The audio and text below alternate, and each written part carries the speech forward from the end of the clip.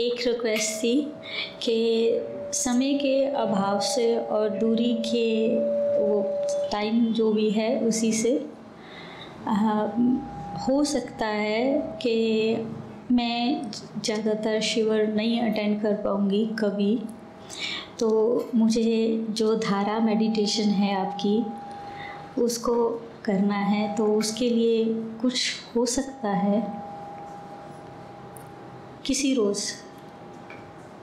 देखिए, आप ऑनलाइन तो जुड़ी रही है। बीच में हमने प्रपोज किया ही था कि महीने 1.5 महीने में जैसा प्लान बनता है जी, तो एक बार हम लोग डिजिटली वीडियो से कनेक्ट होंगे, तो ध्यान या जो भी जैसा सेशन रहेगा, बहुत सारी चीज़ें रहेंगी, तो ऑल ओवर द वर्ल्ड सब कनेक्ट हो जाएंगे। ये तो प्रैक्टिकल कॉमन सेंस मैं भी जान रहा हूँ कि आप जापान में हैं, तो जापान से आप इतनी आसानी से हर बार तो नहीं आ पाएंगे, आज आ गई, लेकिन वो एक प्लेटफॉर्म क्रिएट कर लिया जाएगा, बीच में धीरे धीरे हो जाएगा।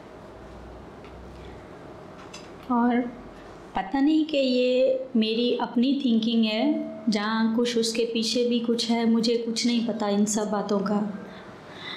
कभी कभी अक्सर ऐसा होता है कि जैसे मैं अपने फ्लो में जा रही हूँ, कोई चीज़ मुझे दिखती तो नहीं, लेकिन कभी कभी जैसे फ्लो से टच होके क्रॉस होती महसूस होती है, तो उन बातों को मैं हाईलाइट तो कभी नहीं करती, लेकिन फिर भी कुछ है, मुझे समझ नहीं आती। आप कुछ इस बात को और क्लियर करिए। बात अभी आपकी आधी है, क्या टच करता है, क्या चीज़? जिस चीज़ का कोई वजूद नहीं होता उसको आप क्लियरली टच नहीं कर पाते हो, लेकिन कोई फोर्स होती है जो आपको फील होती है, आपकी तरफ आते और टच करके क्रॉस होते। तो ये मैं कुछ भी इस बात को नहीं समझ पाती, लेकिन कुछ टाइम के लिए वो आती है, जाती है, और थोड़ी सी डिस्टर्बेंस होती है कभी कभी।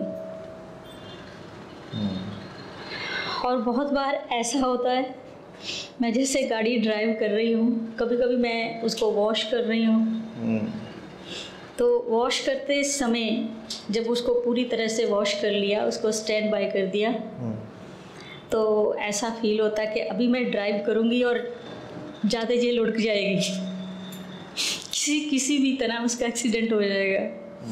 टाइम डिस्टेंस का नहीं पता होता, लेकिन जब ये फीलिंग आती है तो पेन होता है कि नहीं होना चाहिए।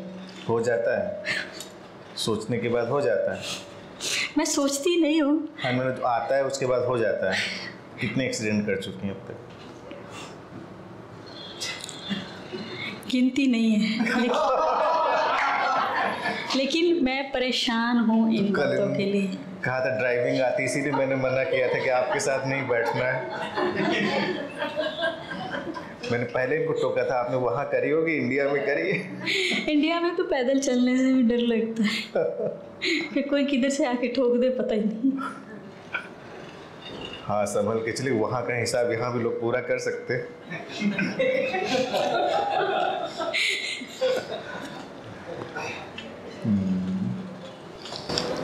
एक्चुअली लाइफ इज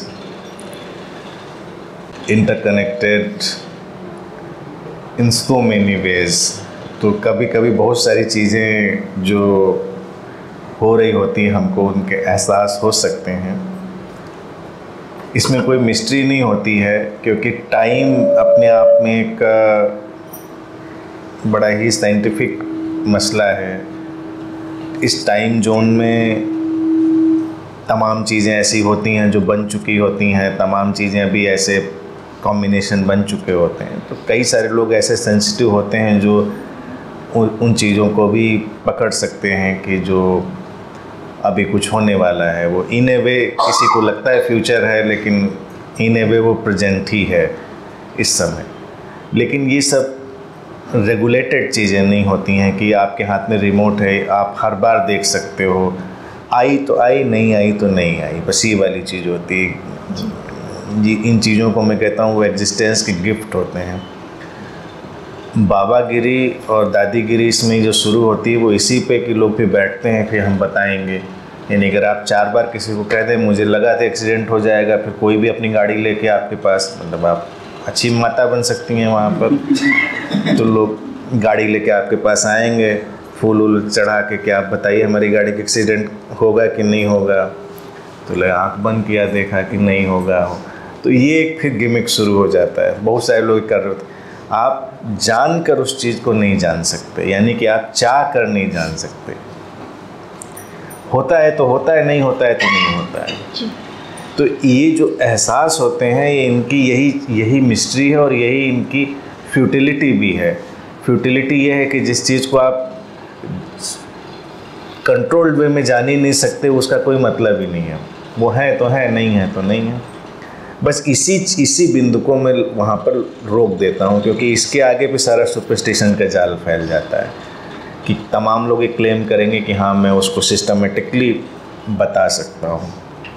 बाकी जो आपको लगता है कि कुछ टच हो गया, कुछ हो गया, तो एक्सीडेंट ही नहीं, कई लोग तो ये भी लगता है गाड़ी में अकेले जा रहे हैं, बगल के सीट पे कोई बैठा है, बहुत लोग लगता है।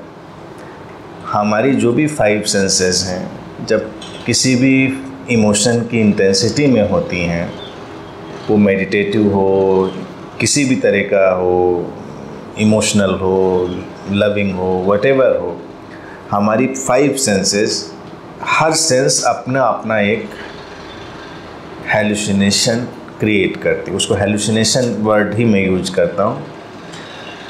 टच की जो सेंस है उसमें टच पैदा हो सकता है, विजुअल सेंस में हमको दिख सकती हैं चीज़ें, सुनने वाली सेंस में हमको चीज़ें सुनाई दे सकती हैं, स्मेल वाली चीज़ें आ सकती हैं, टेस्ट आ सकता है, बहुत सारी चीज़ें हो सकती हैं।